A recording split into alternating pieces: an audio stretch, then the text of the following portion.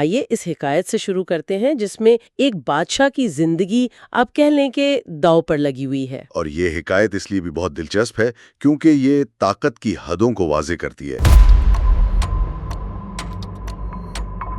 ایک بادشاہ جس کے پاس سب کچھ تھا، جنگل میں ایک سانپ کے کاٹنے سے بے بس پڑا تھا۔ بالکل، حکیموں نے بھی جواب دے دیا تھا اور موت یقینی لگ رہی تھی۔ یعنی مکمل مایوسی۔ اسی مایوسی کے عالم میں ایک درویش وہاں سے گزرا۔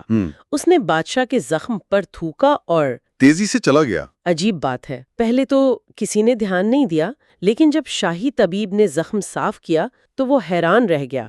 مطلب اس تھوک نے زہر کا اثر ختم کر دیا تھا۔ تو بادشاہ کی جان بچ گئی؟ جی بچ گئی، اور ہوش میں آتے ہی بادشاہ نے حکم دیا کہ اس درویش کو فوراً پیش کیا جائے۔ اور یہاں سے کہانی کا اصل نقطہ شروع ہوتا ہے، جب مادی دنیا اور روحانی دنیا کا ٹکراؤ ہوتا ہے۔ بالکل، سپاہیوں نے درویش کو ڈھونڈ نکالا۔ بادشاہ نے شکریہ ادا کرتے ہوئے اسے انعام میں قیمتی لباس اور ایک بہترین عربی گھوڑا پیش کیا۔ درویش مسکرایا اور کہنے لگا، یہ پہن کر گھوڑے کے لیے گھاس کاٹوں گا تو عجیب لگوں گا۔ یعنی اس نے پہلی ہی پیشکش میں ایک مسئلہ ڈھونڈ لیا۔ تو بادشاہ نے اس مسئلے کا بھی حل نکالا اور کہا کہ گھوڑے کے ساتھ خادم بھی ملیں گے۔ پھر اس نے پوچھا رہوں گا کہاں؟ تو بادشاہ نے محل کی پیشکش کر دی۔ مطلب بادشاہ ہر مسئلے کا حل مادی چیزوں میں ہی تلاش کر رہا تھا۔ ہاں، لیکن درویش کا ہر جواب اس سوچ کو چیلنج کر رہا تھا۔ اس نے پوچھا کیا میں اکیلا رہوں گا؟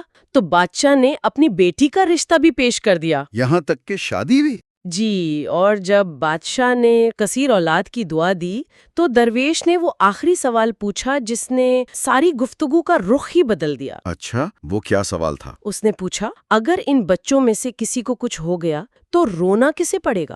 بادشاہ نے سادگی سے جواب دیا، رونا تو پھر آپ کو ہی پڑے گا۔ یہی وہ لمحہ ہے جہاں درویش پوری مادی پیشکش کی حقیقت کو ایک جملے میں سمیٹ دیتا ہے۔ اس نے کہا اگر یہ سب کچھ پانے کے بعد آخر میں مجھے رونا ہی ہے تو آپ اپنی ہر چیز واپس لے لیں، میں اپنی فقیری میں خوش ہوں۔ بہت گہری بات ہے۔ ویسے یہاں درویش کا انکار ہمیں قدیم یونانی فلسفے، خاص طور پر سٹوئسزم کی یاد دلاتا ہے۔ بالکل، سٹوئکس کا یہی ماننا تھا کہ خوشی کا انحصار بیرونی چیزوں پر نہیں بلکہ انسان کی اپنی اندرونی حالت اور سوچ پر ہوتا ہے۔ یعنی ہم بیرونی واقعات کو تو کنٹرول نہیں کر سکتے، لیکن ان پر اپنے رد عمل کو ضرور کنٹرول کر سکتے ہیں۔ درویش بھی یہی کر رہا تھا۔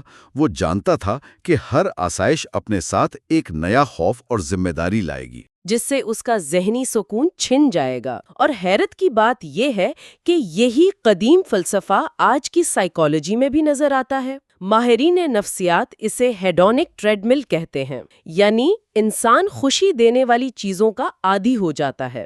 ایک نئی گاڑی یا بڑا گھر شروع میں تو بہت خوشی دیتا ہے، لیکن کچھ عرصے بعد وہ خوشی ماند پڑ جاتی ہے اور ہم پھر کسی نئی چیز کے پیچھے بھاگنے لگتے ہیں۔ بالکل، تو گویا صوفی حکایت، یونانی فلسفہ اور جدید سائنس تینوں ایک ہی نتیجے پر پہنچ رہے ہیں کہ حقیقی اور پائیدار سکون چیزوں کو جمع کرنے میں نہیں بلکہ اپنی خواہشات اور توقعات کو قابو میں رکھنے میں ہے۔ صحیح، درویش نے یہ سمجھ لیا تھا کہ ہر نعمت اپنے ساتھ ایک ذمہ داری اور ہر تعلق اپنے ساتھ بچھڑنے کا غم لا سکتا ہے۔ اس لیے اس نے سکون کا راستہ بے نیازی میں تلاش کیا۔ تو آخر میں سوچنے کی بات یہ ہے کہ کیا حقیقی اطمینان ہر چیز حاصل کر لینے میں ہے یا جو کچھ ہمارے پاس نہیں ہے اس کے غم سے آزاد ہو جانے میں؟ یہ سوال ہر دور میں انسان کے لیے بہت اہم رہا ہے۔ اگر آپ کے ذہن میں کوئی سوال ہے یا آپ اپنی رائے دینا چاہتے ہیں تو کامنٹس میں ضرور بتائیں۔